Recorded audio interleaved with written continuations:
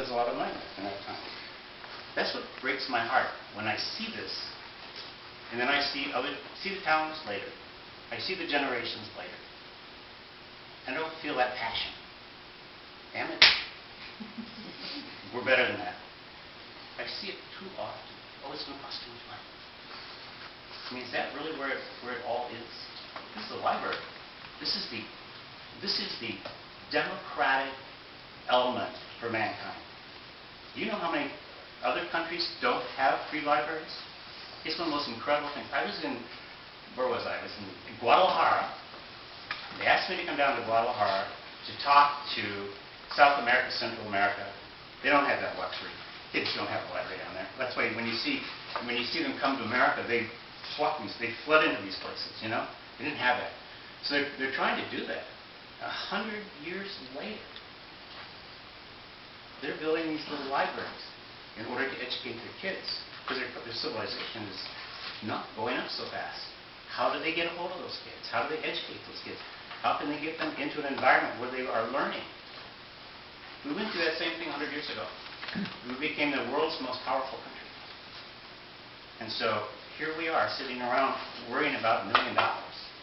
And I know that's a lot of money, but I think we need to seriously look at what $1 million buys.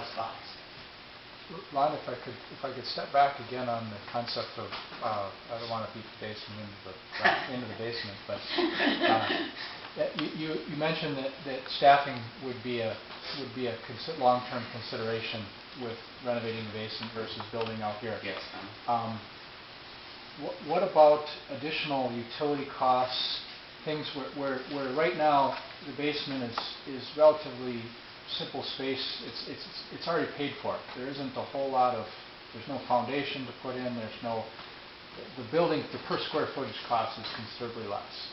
But what about the long-term expenses that the library will incur? They have a finite budget, and what are they going to be looking at with an addition like this? Even though they may have less staffing costs, are they going to have insurance issues, issues with utilities, maintenance issues that are going to be additional costs, roof repairs down the road? You have all those right now. Wow. But it'll be doubling the size. You're building a new library that has a good roof, insulated walls, insulated windows. This is a 100-year-old wind trap. We're not taking care of this. We seriously aren't taking care of this. The roof leaks, the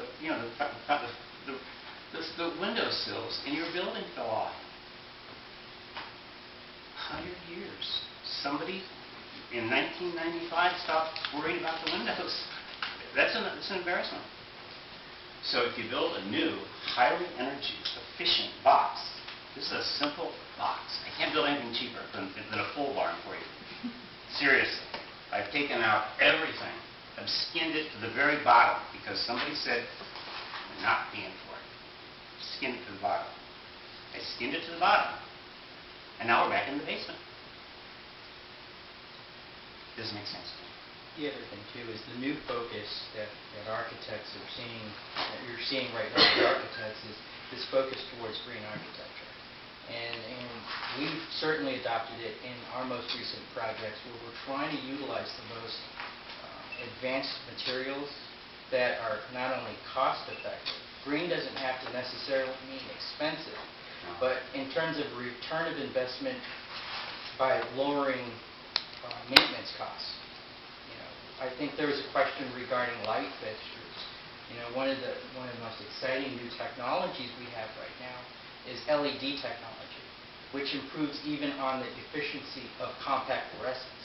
This is basically a fluorescent light, which is a pretty efficient light source. But if you move down to LED light sources, now you're getting the same type of light output, a real nice quality light, but you're paying even less.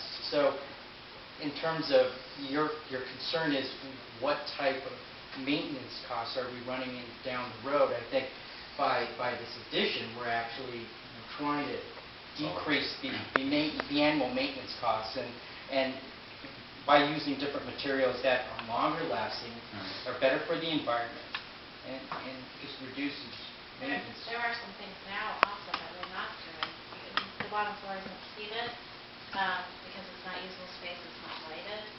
So if we looked at the basement, we want to heat, because there's no heat rising from the basement, because there's only one room heated. So there's a lot of inefficiencies. If we utilize the basement, we'd have to figure out heating the basement. That's not done now. It's not lighted except for the rooms that we use, and it's the windows. There are also bearing walls down there, but I'm talking a little bit about bearing walls. You had said you Yeah. thought the two going